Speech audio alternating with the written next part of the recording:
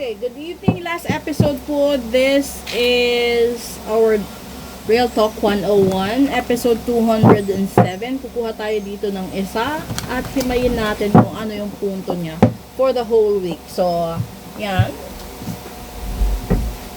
So, gusto mo pa rin message na po kayo, pero kukuha tayo dito ng isa.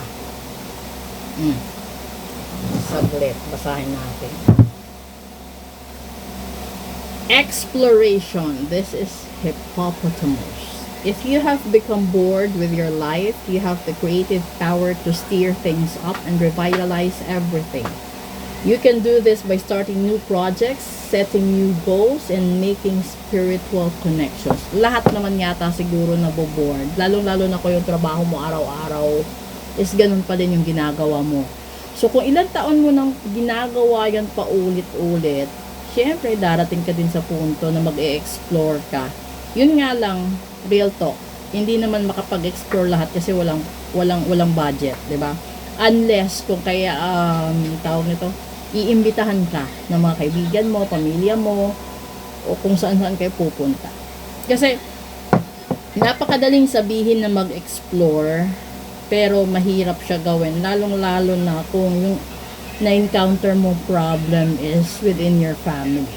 Kasi ando doon yung behind sa isipan mo, ang dami mong kailangang gawin, ang dami mong kailangang unahin, pero di mo maisakatuparan dahil nga doon sa mga limitations. It's either finances, your time, responsibilities, at saka real talk kasi. Kapag sinabi mong makipag-explore ka, hindi naman lahat ng tao sasabay sa gusto mo. Hindi rin lahat ng tao magiging masaya kung ano yung magpapasaya sa'yo. So, kalimitan, no?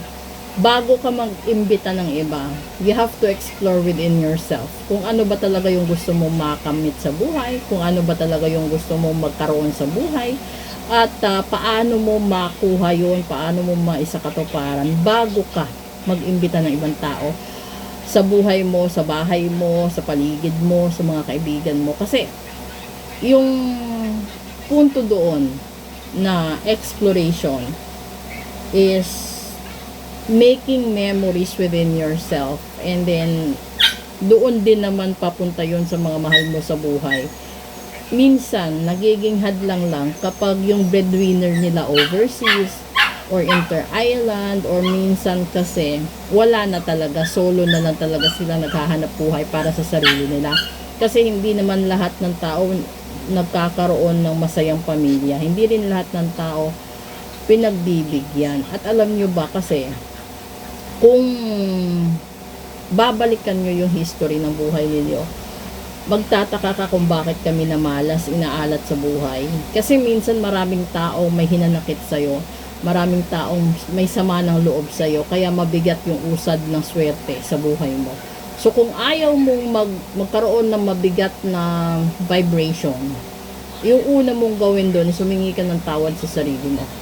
And then, humingi ka ng tawad sa Diyos. And then, humingi ka ng tawad sa mga taong nasaktan mo. Tanggapin mo yung mga pagkukulang at pagkakamali mo. You have to keep your feet on the ground. Be humble enough na kahit gaano ka ka-successful sa buhay, real talk, panatilihin mong simple ang buhay mo para hindi ka bawian, o hindi ka magkaroon ng ang tawag nito, isang bigwas ng Panginoon na babawiin lahat sa iyo. Yun yung ano doon. Kaya nga 'di ba, kapag meron kang blessings, magbigay ka. Kapag may tumulong sa iyo, hindi naman automatic tulungan mo din sila eh. Minsan nga lang, kaya ka binibigyan ng maraming blessings kasi may mga taong dadaan sa buhay mo na kailangan ka din nila. May dadaan din sa pagiging ano mo, yung kailan ka bagsak, dun maraming tao na nakikisawsaw sa buhay mo na hindi mo na alam kung sino yung totoo, kung sino yung hindi, kung sino yung nandoon lang. Dun mo na malalaman kapag naka-recover ka na, kung sino lang yung nanatili sa tabi mo, dun ka na. So kahit iisang tao lang yun, dalawang tao, pwede na yun. Hindi naman kailangan kasi maging family member mo, di rin kailangan kasi na childhood friend mo. Yung mga ganon, yung kailangan kasi minsan yung iba, nakikita mo yung pinakamagandang pakikitungo, minsan kaklase mo lang dati, minsan kapitbahay mo lang dati, Yung iba naman, na-encounter mo lang sa trabaho, yung iba na-encounter mo nung kung saan ka napadpad dahil sa trabaho. May mga ganong punto sa buhay. Real talk yan. So, when you say exploration, kung hahanapin mo yung swerte mo, that's negative. Kasi yung swerte mo, hindi naman hinahanap eh. Nasa harap mo, hindi mo lang nakikita, masyado ka lang busy. Yun. Kasi, hindi mo mahahagilap yung swerte hanggat hindi mo alam kung ano yung gusto mong makamit sa buhay mo. Tsaka mo makikita yung swerte pag alam mo na talaga sa sarili mo na ito yung gusto ko, ito yung plano ko, ito yung panghabang buhay. Doon mo makikita maswerte ka, doon mo masasabi maswerte ka. Pero hanggat hindi mo kayang tanggapin yung sarili mo, hindi mo makikita sarili mo swerte. Dahil blinded ka or na ano yung ang tawag nito, isipan mo na block ng lahat-lahat ng negativity, kaya nga tinatanggal. So you have to explore, yun na yun. So setting new goals, making spiritual connections. Ito yung mga tao na kulang sa paniniwala at pagtitiwala sa Diyos, na mayroon pang milagro sa kabila ng mga kamalasang nangyayari sa buhay. Yun.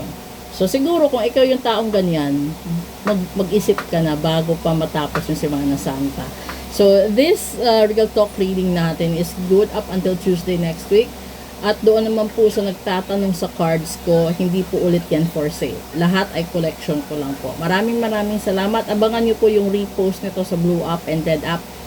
And DM na lang po talaga. Kasi gabi na hindi ako makakapag-live ngayon. Try ko bukas. Basta check nyo na lang yung schedule. So, nagme-message na mag-live ako, hihingalin ako ngayon. Bukas susubukan ko. Maraming salamat po.